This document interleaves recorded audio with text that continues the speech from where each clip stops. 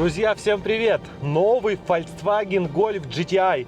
Кто-то называет это рестайлингом 8-го поколения, а кто-то говорит, что это поколение 8,5. Называйте как вам угодно, лишь бы вы были счастливы. Уже больше 50 лет Golf выпускается. Вы просто понимаете, что это такое? Такой конкурентный класс и настолько успешный автомобиль. Более 37 миллионов гольфов было продано за это время.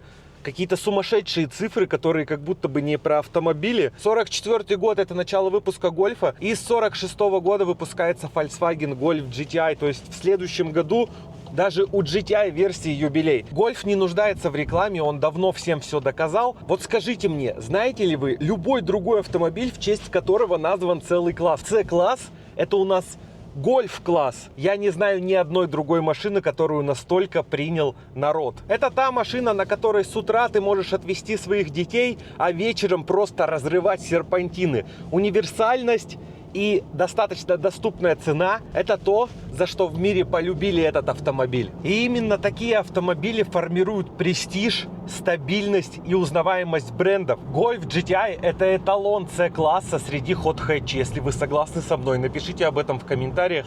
Хочу проверить, сколько у нас адекватных людей, которые понимают вообще, что такое автомобили. У меня есть для вас две новости, которые нельзя не озвучить. В Америке больше не будет механики у гольфа. И кто-то сразу может написать, что блин, мне так хотелось гольф с механической коробкой передач. Если бы был спрос на эти автомобили, никто бы механику не убирал, потому что никаких дополнительных действий делать было не нужно, она и так была. В Европе еще можно, но к 30-му году Volkswagen полностью хочет отказаться от механических коробок передач, поэтому если у вас есть планы в старости подергать кочергу, пожалуйста, вот где-то сейчас определяйтесь, покупайте себе эту машину, консервируйте ее, и лет через 20-30 увидимся и покатаемся. И вторая новость, что я считаю лично диким разочарованием, примерно в 28-29 году Гольф будет только электрический. Это последний Гольф со всеми его обновлениями, которые вы можете купить новым,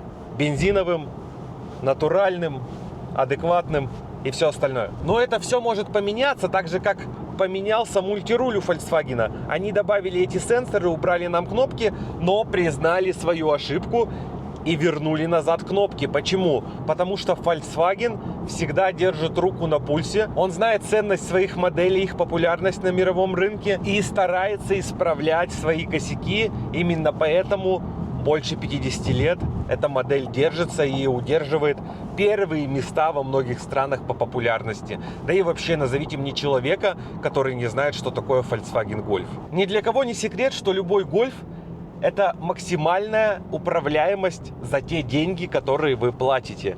Конечно, есть и более управляемые автомобили, и там ценники в 5-10 раз дороже. За счет чего мы получаем такие приятные ощущения от вождения в Гольфе и в том числе в Golf GTI. Электронно управляемый передний дифференциал.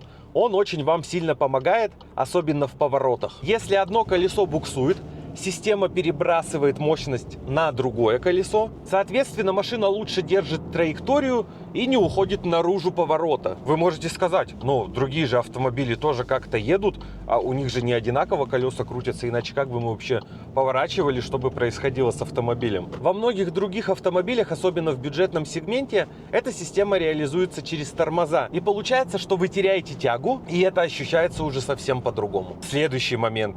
Это руль с переменным передаточным отношением. Что это значит? В центральной части руль более спокойный. Например, вы едете по трассе, руль практически не крутите, но какие-то мелкие подергивания руля все равно есть, и он на них более мягко реагирует, и ваше поведение на дороге не выглядит нервно. А уже при больших углах поворота, допустим, на парковке вы разворачиваетесь, руль становится острее, и, соответственно, ему нужно меньше оборотов. Вы можете не замечать это при ежедневной эксплуатации, но как только вы пересядете на автомобиль, где эта система отсутствует, вы сразу поймете разницу. Следующее, что составляет частичку вашего ощущения за рулем, это адаптивная подвеска, то есть регулируемая жесткость амортизаторов. И конкретно в Golf GTI она есть, но либо как опция, либо в максимальной комплектации. Для Америки максимальная комплектация называется автобан. И в целом стоимость гольфа в Америке начинается от 32 тысяч долларов и доходит до 42 тысяч долларов. И, по-моему, ниже цены нет нигде в мире. Под капотом все так же легендарная бензиновая турбо-четверка. 241 лошадиная сила и 370 ньютон-метров крутящего момента. Достигается все это с диапазона примерно 1600 оборотов. И это очень хороший показатель. В Европе на 20 лошадиных сил больше, 261 лошадиная сила.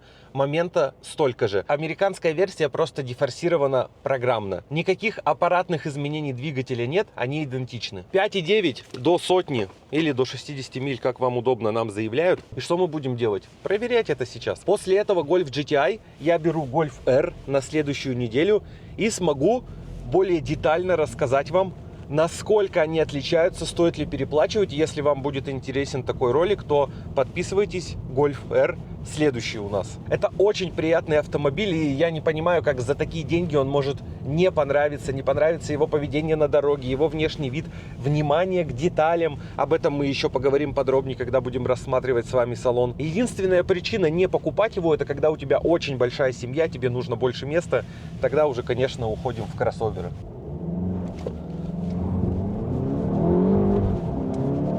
Хорошо. 30 миль, 2,62. 6,24. 6,24. И что я хочу отметить? Отлично держит дорогу. Когда ты разгоняешься, тебе не надо ловить этот автомобиль. Не надо с ним бороться. Он все сам делает очень хорошо. Просто держи руль, нажимай на педали. Мы ехали в комфорте. Очень смешно, но ничего страшного. У меня стоял режим спорт, я его заглушил, включил заново, и у нас включился комфорт. Все, сейчас мы в спорте. Спорт режим. Чуть зацепа внизу не было. 2,45, 30 миль. 5,95. 5,95. Очень хорошо. Но помимо двигателя в этом же участвует у нас еще и коробка. Про нее не сказал, исправляюсь. DSG, 7-ступенчатый робот, мокрый, с двумя сцеплениями, DQ381. И сразу здесь стоит сказать про то, за что этот автомобиль еще любят.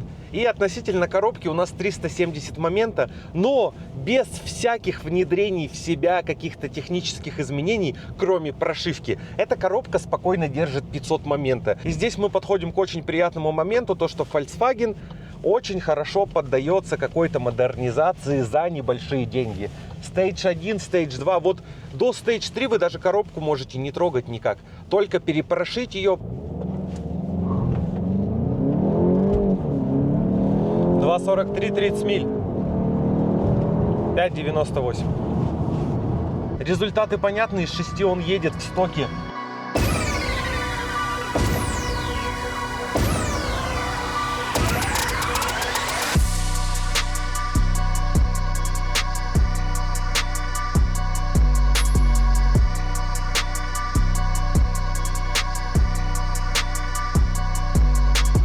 Отличие от предыдущего поколения.